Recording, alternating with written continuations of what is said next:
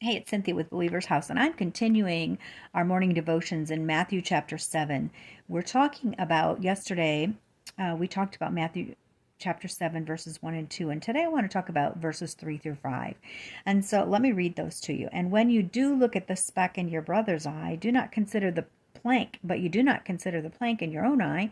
How can you say to your brother, let me remove the speck from your eye, and a plank is in your own eye? Hypocrite, first remove the plank from your own eye, and then you will see clearly to remove the speck from your own brother's eye.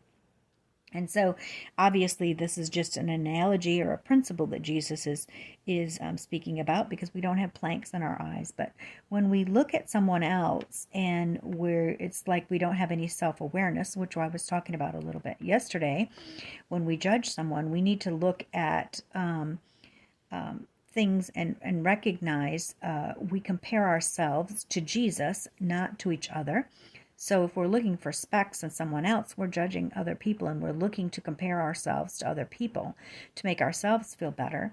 But when we look at Jesus, we see our own planks, right? We see all this, we can even see the specks when we're looking at Jesus and we're asking him to reveal himself in us.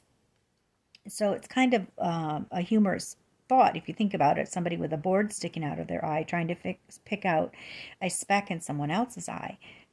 We can smile at that, but it's really very serious, and we see this happen so often in churches, that people who don't live a biblical life try to point out the faults in others. And I think that's, again, something that we need to look at, that I spoke about yesterday, the difference between a good tree and a bad tree. A bad tree brings out bad fruit. A good tree brings out good fruit. So we need to be careful who we receive from as well, because if there's someone with a plank in their eye and they're worried about your speck, doesn't mean that we don't have a speck, but we need to be sure that we're open to the right kinds of people to speak into our lives.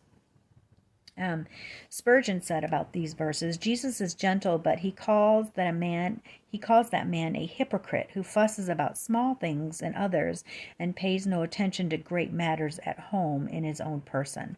And I did a study a couple of days ago on the word hypocrite in the original Hebrew word. A hypocrite was a person, in the Hebrew word, was a person who traveled and was an actor. And they wore masks to represent the person or the item that they were acting to be. And these masks were designed in such a way that the mouth was made in such a way that it helped the sound go out further, so that the actor could be heard in larger groups. And so they were a hypocrite. That's what their name was. And so it's such a good picture of what we look at people and we say, well, you're a hypocrite. You pretend on the outside to be something that you're not on the inside.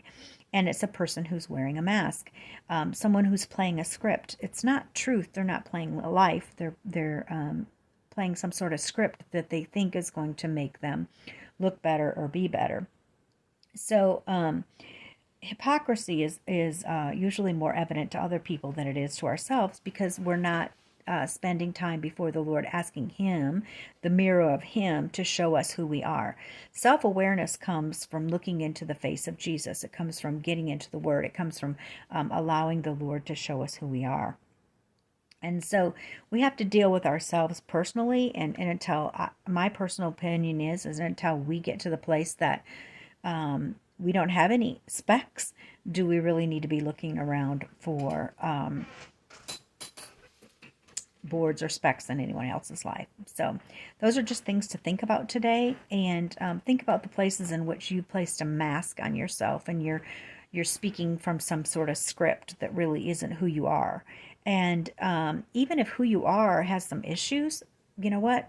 That's all right. God can heal those. We can deal with that, especially, if you're in a fellowship and where we're not asking people to be perfect. We're asking people to be real. We're asking people to come and grow with us. So I think that's an interesting thought. And that's all I'll share with you today. Tomorrow I'll be back.